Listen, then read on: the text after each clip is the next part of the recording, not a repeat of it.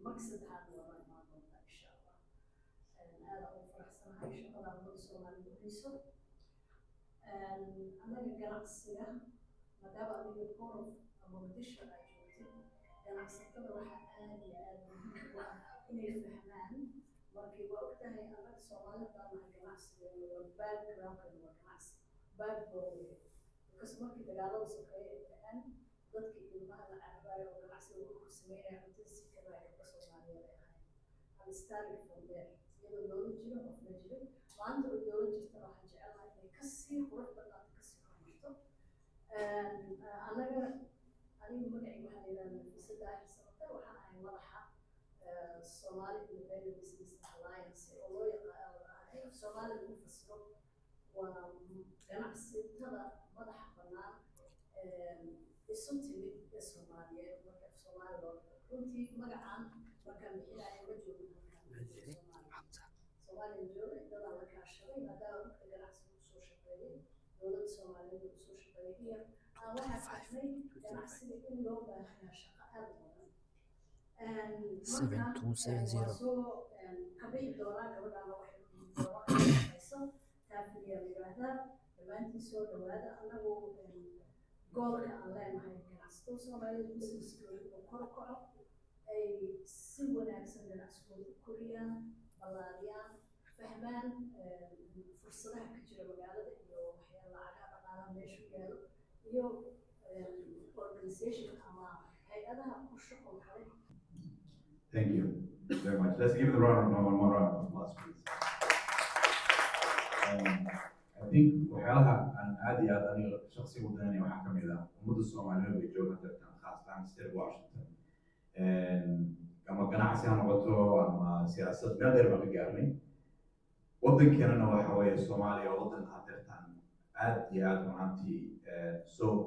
kasoo kabsanaya dagaaladii sokeeye dowladdii waa dhismatay ganacsiya badan baa furmaya marka fursadaha halkan aan ku haysano ambassador Abdul noo sheegi doono insha Allah yiraahdo laakiin aan maadaama business order ku xiranahay state-kan how do we take advantage of siiba ay ka hadlayeen si aan isku xirno ganacsiga state of Washington iyo Soomaaliya Soomaaliya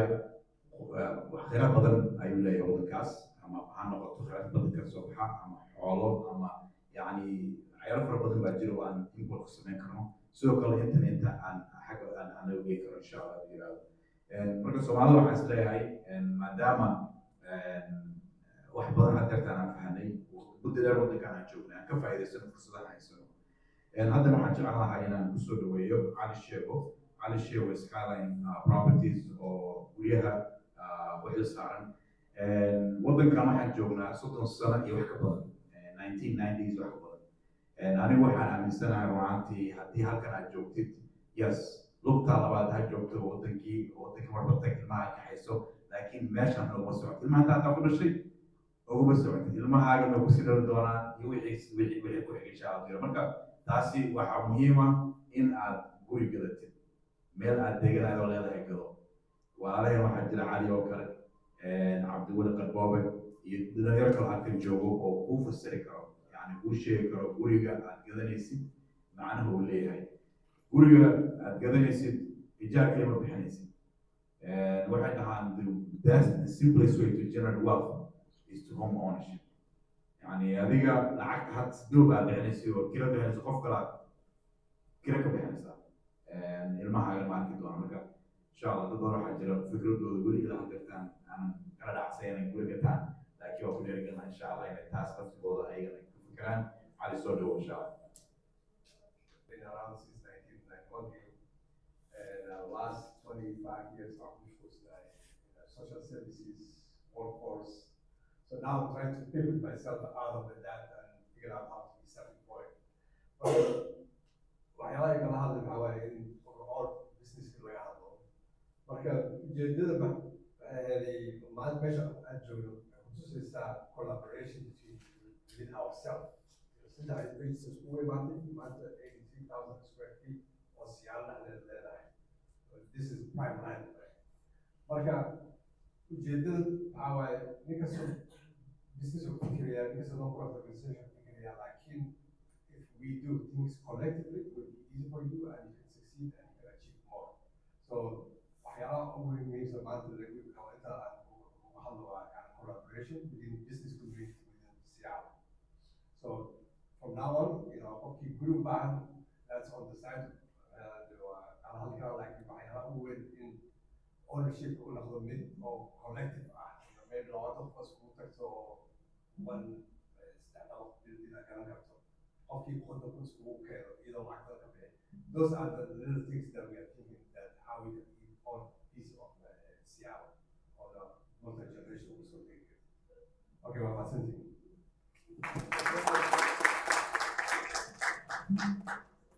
على هذه المساعي حلو تحمل أنا business card كان واقعا تنتظر تجارب يقولين كده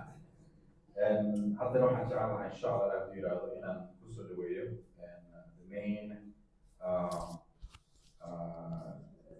the main individual maana mid halkan maanta Mohammed Ali Noor Americo. Before I do that, I want to say a few things. Very few people I am actually social media I follow, and he's one of the very few people I do follow on social media. So what he has his achievements. لكن waxyaalaha koobnahay waxaa kamid ah reopening of the Somali embassy in Kenya and his diplomatic ties and his efforts throughout East Africa, promoting a peace and stability. I don't think there's a specific region for Somali Muslim inta kole aan wala socdo oo weli maaha qofku inuu iska tago meesha laakiin deegaanka dadka meesha jooga inuu la qadeeyo la sheekaysto la fariisto waxyaalaha aad iyo aad la bunaysto ممكن اجي احنا محمد كان بيقول معاه ان شاء الله marka taas waxtu waa sidoo insha Allah xamar ay maadeen marka ala wal soo kalo aad aan ugu helay hadaayto Ahmed waxaan siiyay tour oo uu soo wareejiyay meeshan in Soomaaliya iibsatay ku tagtay wax qabsatay wax fiican waay marka waan ku hambaleynayaa Ilaahay xafido maanta waxa ila ka hadlay leeyahay caawinaya ganacsiga iyo dekada aan ka shaqeeyo dekada aniga hadda waxaan leeyahay magacaabay waxaan joogaa muddo yar waxaan leeyahay magacaabay sanadka hore August ayaa leeyahay magacaabay dekada Muqdisho waa dekada ugu weyn Soomaaliya aan dhihi karo ugu muhiimsan ogtiin waa meesha dakhliga mataqaanaa maaliyadda dowladda ay ka hesho waxaan kasoo dego dekada Muqdisho gobolka Banaadir kaliya ama Muqdisho kaliya lama isticmaalo qaasada waxay u gudbiyaan gobolada kale Soomaaliya waxay u sii gudbiyaan wadamada dariska aan nahay Ethiopia iyo Kenya iyo South Sudan ayaa la sii geeyaa dekada Muqdisho waxaa la dhisay 1972 waa wada qooday soo dhaxgashay waxaa la go'aansaday in la raadiyo meel kale oo loo dhiso dekada la dhiso assessment la sameeyay waxaa la ogaaday in meesha ugu fiican ay ganacsatada Soomaaliyeed ay awoodaan inay keenaan maraakiib waaweyn. For example, hadda meesha dekada Muqdisho ku taalo dhererka mataqaanaa biyaha waxa waaye 15 mitir ayuu yahay xagga laakiin waxay gaaraysaa 20 mitir waxay taas sameynaysaa in maraakiib waaweyn ay imaan karaan hadda intaan jooga dekada Muqdisho sanadkii hore November December ayaan jeclahay assessment la sameeyay ay sameeyay World Bank iyo qobrada mataqaanaa hay'adaha kala adduunka oo lagu baaro ama lagu ogaado dekadaha mataqaanaa say yihiin dekada Muqdisho waxay gashay kaalinta koowaad waxay gashay East Africa waxay gashay kaalinta afraad mataqaanaa Africa gashay macnaheedu waxa waaye ma aha kaliya mataqaanaa sababta ay u noqoto waxay ahayd in waxaa la xisaabay maraakiibta imaanayo si dhaqsaha loo dejiyo mataqaanaa konteenaradii alaabta wadaan iyo si dhaqsaha ay kaga baxaan maxaa la dadka kaga baxaan waxaan rajeynayaa inaan sii socono aniga waa cusbahay dabcan aniga goysha aniga malihi ninkii iga horeeyay iyo shaqaalaha ka shaqeeya dekada ayaa iskale amaantaas iskale oo soo shaqeynaya mataqaanaa wax badan wax soo qabtay anigana meeshii ay keeneen wanaagay sameeyeen ayaan kasii wadeynaa waxaan rabnaa inaan meel fiican sii geeno dheeraado markaan imaaday waxyaabaha aan sameynay waxaa ka mid ahayd saan sheegay dekada waxaa magaalada soo dhex gashay traffic jam ayay keeneen baabuurta waaweyn oo ka baxo magaalada ka baxo waxaan go'aansanay November sanadka hore in habeenkii shaqo la bilaabo oo dekedda la furo habeenkii ay noqoto deked shaqaysa maalin iyo habeen taa waxay keentay in uu yaraado maxaa la traffic jamki waxay keentay in shaqo abuur ay abuurto oo dad badan ay shaqeeyaan waxay keentay in ganacsatada Soomaaliyeed ay maraakiibta u imaanayaan wax ay keenayeen laabaan sababtoo ah habeenkii la shaqeeyaa marka faa'iidooyin badan ka soo baxay dabcan dowladdana lacag badan ka helaysaa haddii oo la shaqeeyo habeen iyo maalin trafficadina way jamkii ugu yaraaday marka ganacsatada Soomaaliyeed oo hadda nala jooga ama mataqaanaa maraakiibta keensada anaga ayaga u shaqeynaa waa la shirnaa waxyaabaha kale aan samayn doono waxaa ka mid ah in waa ogtihiin baabuurta waaweyn hadda ka shaqeeya dekedda Muqdisho waa baabuur gabowday baabuur duq waaye qaarkood waxaa arkaysaa nal xataa ma laha qaarkood mataqaanaa hal nal waxaa wada inay tahay mooto tahay marka maalin dhowto ganacsatada waa la shiray aniga oo baabuurta kale waxaan ku yidhi waxaan soo bisaarin doonaa mataqaanaa go'aan oo aan idin siin doono waqti 6 bil maybe sanad in la dhaho intaas gudahooda baabuur aanan mataqaanaa lahayn mataqaanaa nal lahayn aan baabuur aanan manaadid xataa aan lahayn deged ma soo geli karo marka waa tartiib waa wax loo bedelo waaye hal mar lama wada samayn karo wax soo socdo waaye dadka u barteen in mataqaanaa saan ay ku shaqeeyaan marka we'll do our best inaan sameyno ganacsatada Soomaaliyeed soo sheegay waaye Axmed run waaye Soomaaliya meel kasta ay tagto waxay ka qabsataa ganacsatada waxa waaye dad Soomaaliya dad waxa waaye dhiigooda ayaa ku jiro waddanka alxamdulillah wuu soo fiicanaya ma dhahay 100% laakiin shalay meesha joogay ma joogo qofka tagay waa sheegi kara hadaa xamar keli maaha maxaa la Garowe Kismaayo magaalooyinka waaweyn badankooda aad ayaa dhismaha ugu socdaa hadda xamar oo kale Muqdisho kale apartments la dhisaa oo waaweyn la dhisaa malls ayaa la sameeyaa coffee shops fara badan mataqaanaa habeenkii 24 hours ka furan yihiin taa waxaa keenay ilaah iskale ma hadda kow waxaa keenay amnigii oo soo laabtay amnigana kuma soo laaban kaliya aniga aan aaminsanahay dowladda ciidanka xashallaha ciidanka oo amniga mataqaanaa ka shaqeeya way maadsan yihiin laakiin dadweynihii dadkii ayaa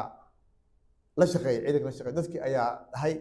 nabadaan rabnaa dadkii ayaa mataqaanaa soo istaagay taas ayaa keentay in amnigana oo soo fiicnaado marka qofkii awoodo waxaan kula talin lahaa ciidankana inaa waddankiina kusoo laabataan amba diaspora ahay mataqaanaa waddanka waa ka tegay Canada deganaa 2004 ka guuray qofka saabu wax ma dhahayay laakiin qofkii awooda in waddanka ku laabto wax qishado soo sheegayay Axmed waxaa rabaa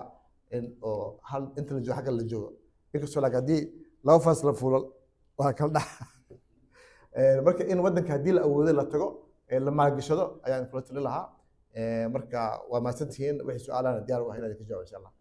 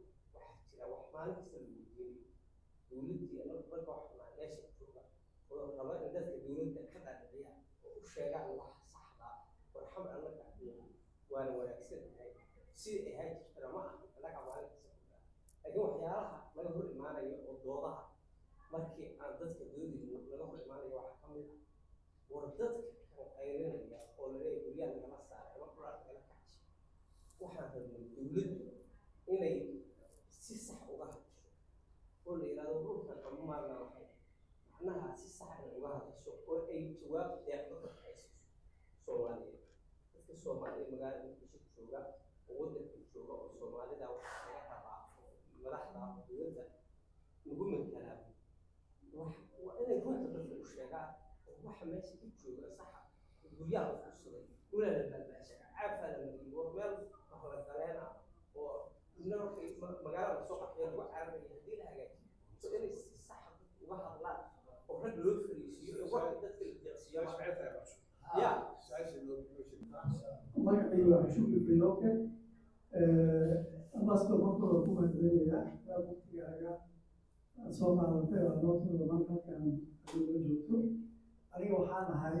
dad ka mid a dadka transitionka sameynaya oo America to Africa marka challengeska ugu badan oo la kulmay markii aan xagga tegey markii rabtid license ama sharti waxa xagga looga yaqaan markii aad form buuxisay ma jirto meel aad kala socon kartid formkaasi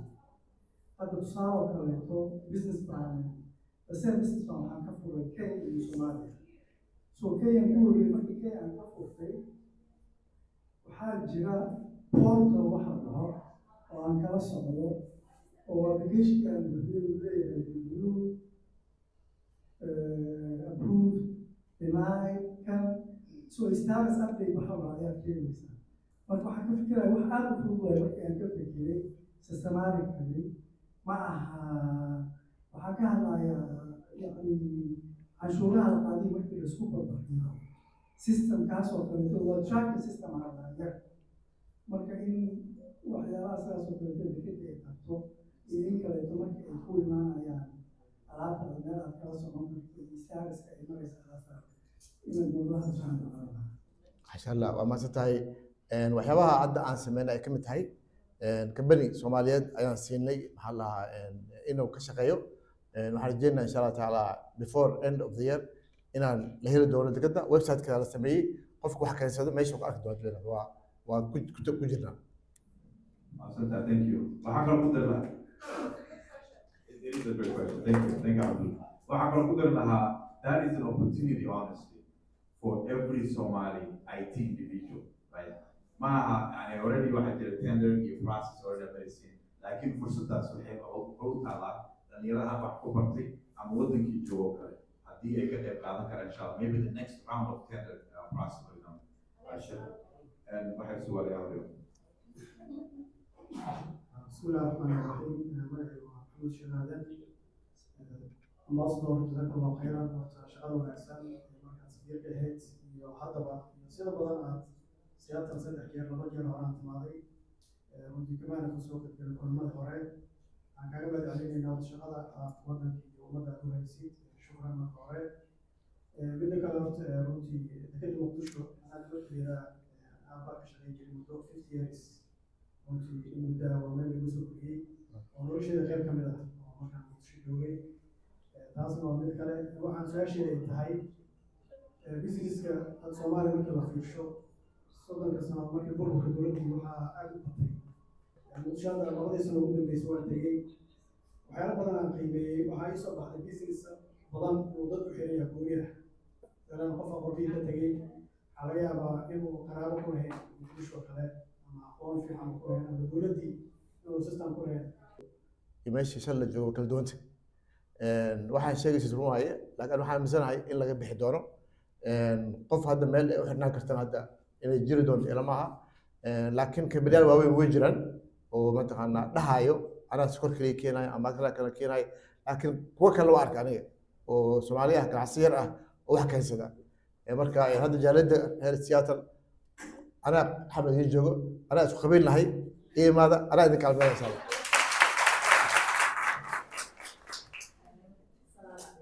welcome Marwan. Ani markaan Soomaaliya tegay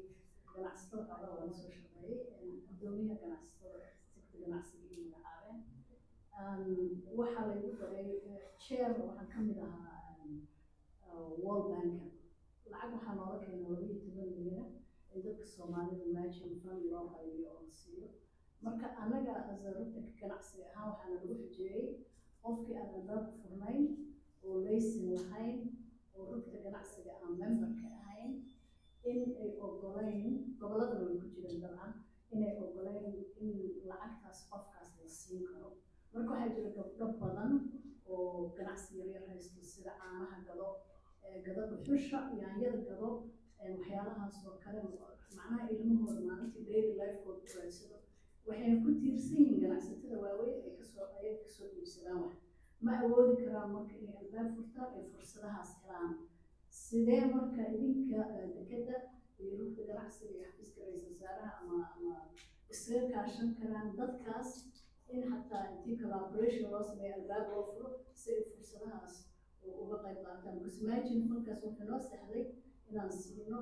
qofkii haysta 25 kun ganacsi in 15 loogu daro loo maajgareeyo gobolada ku jira gobolada qaarkood oo markaas active-ka ah marka sidee u samayn kartaa because dadka ugu badan oo baahida ugu badan haysta waa dadkaas mana awoodi karaan inay keligood istaagaan waxaan qabaa waxaa sheegaysa wax sax waaye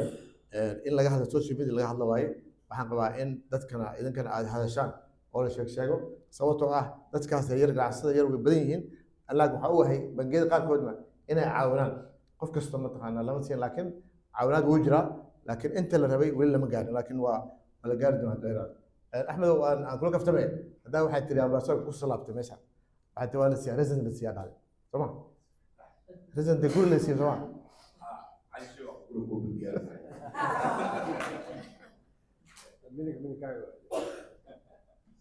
السلام عليكم دمانتي وين سلامي محمد على أمريكا أدي رسول وزيارة سلوه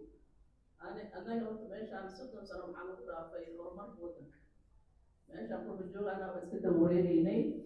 مرة حتى الرجال أنا هيسوي هذا ما دام أنت كده دي سيستم أنا مور هذا سيستم شير على فورا هذا so شير كاس سيكون هيك كذا so أول شيء بعدين Good question. runta waaye waxa hadda intaan sheegay aniga hadda meeshaan sheegay dekada ahayd oo aniga mataqaan aan maamulo in la dhisi doono areas oo meeshaan sheegay agteeda warshaq area waaye waxaa ka socda oo la dhisayaa satellite meel dhao bashaqle laga dhisayaa wuxuu noqonayaa satellite-kii ugu horreeyey oo Africa laga dhiso wuxuu noqonayaa satellite ugu horreeyey oo wadamada carabta laga dhiso noqon doonaa waxaa ku xigo idin la dhisi doonaa airport cusub airportka hadda muqdisho same thing waaye dekada u dhow yahay magaalada soo gashay hadda xamar tagtay oo arkaysa guryo ayaa laga dhisay kulligeed mataqaanaa areada airportka safe xataa maaha airportka waa duq waaye meeshaas areas hadda aan sheegay agteeda ayaa idana laga sameynayaa maxaa la airport cusub waxaa kaloo la sameynayaa new muqdisho xaafadda dhoo magaalo cusub ayaa la sameyn doonaa kabinada soomaaliyeed iyo dowladda ayaa wada waa aragteen meena waa soo bandhigeen muqdisho kusoo bandhigeen aniga waxaa uga maqaalaha dhaheen way soo bixi doonaan way imaan doonayaan mataqaanaa diasporaha loo imaan doonaa yaa ii sharxayo aan hadda wax kama sheegi karo kuwaas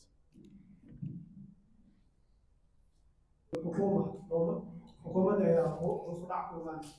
marka waa taabo insha allah taala in ajnabiga la yareeyo dhalinyarada fursad la siiyo dowladda soomaaliyeedna inay la wareegto intaas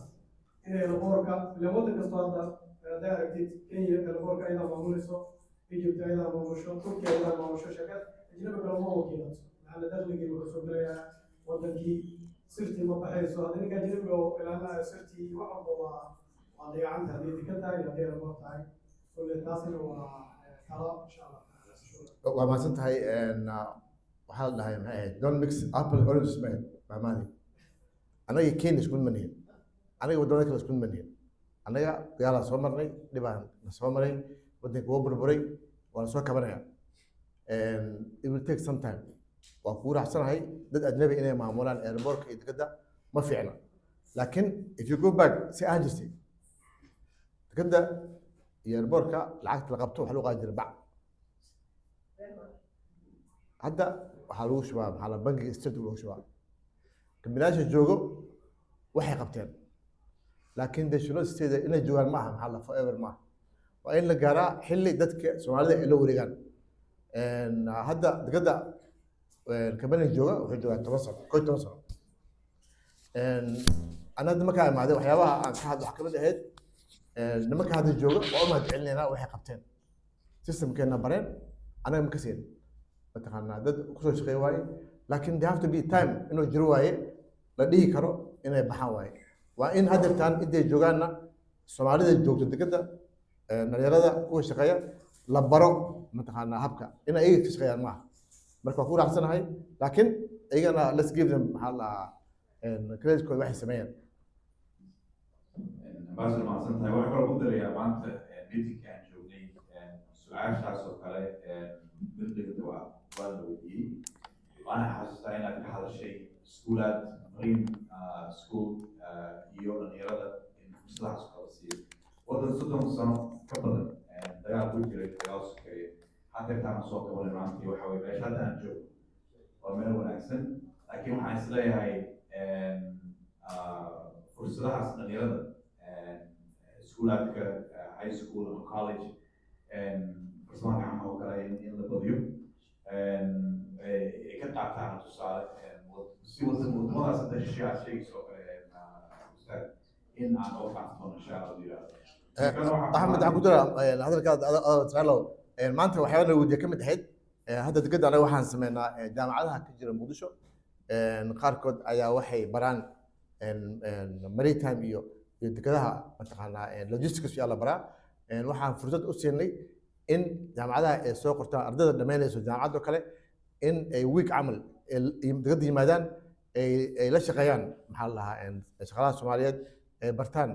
awel waxaa loo dhigay mataqaana waxay ahayd qoraal ahayd laakiin ay si mataqaana ay u yimaadaan ay la shaqeeyaan shaqaalaha degada la shaqeeyaan hadhowdiina qaarkood haddii boos soo banaanaado shaqo soo banaato ayaga laga bilaabo oo shaqo la siiyo waxyaalaha aan arko hadda isbedelaadka aan arko waxaa ka mid ah in muqdisho si qayr alcaadi ay u dhismayso laakiin dhismaha aan lagu darin wadooyinkii oo guri qaali ah inta la dhisto hashi 3 lugood la yidhaahdaa dadka kaxaysa tugtug bajaajku aysan guriga hortiisa inta soo istaagta kaa qaadi karinoo lacagihii iyo dadku gelayso taas maxaa laga qaban karaa waxaad ka dhawaajisay trackleyda nimanka trackyada wada dekedaha wax ka qaada baabuur aan nalal lahayn ama indho lahayn ama muraayad lahayn ay ku yimaadaan ganacsiga waxaa ka mid ah in smooth transition la helo in meeshaad u socotid aad dhaqso tegi kartid adoo shaqo aad xaadan wadooyinka marka guri haddii la rabo in la dhisto sheego guri inta karabnaa 30 sano joogaa guri weligaan kuma jira dadka waddankiia sugaysaa u sugaayana waddadii deeqada aheeda arkay taasna xiise igama hayo marka anigu qurba jooga aan hadday qurba joog jirto waxaan ku weynaaday ku ilma dhalay dagaaladii ma joogin ka hor aan waddankii ka baxay dadkana marka pavementka u bahtay ee lugeyn kara deeqadaas systemka aad dhisi doontaan ilaan technology hadda way tagtay guriga marka hortiisa ay deeqa ahaato 12 dabaq la dhisan aniga kasoo jeeda marka sideed u dhaqan gelinaysaan in guryahaas ninka dhisanayo oo pavementka ku dhaco masha allah wax sax wax fiican waaye hadda laakiin I think waa la bilaabay xaafadaha qaarkood waxaa lagu qasbay inay sameeyaan maxaa la interlock sameeyaan oo ay jidadka oo yariska loo sameeyo laakiin runtaa waaye waa city plan la sameeyo waaye haddaan wax ka sheego duq magaalada ila dagaala marka ma dhahay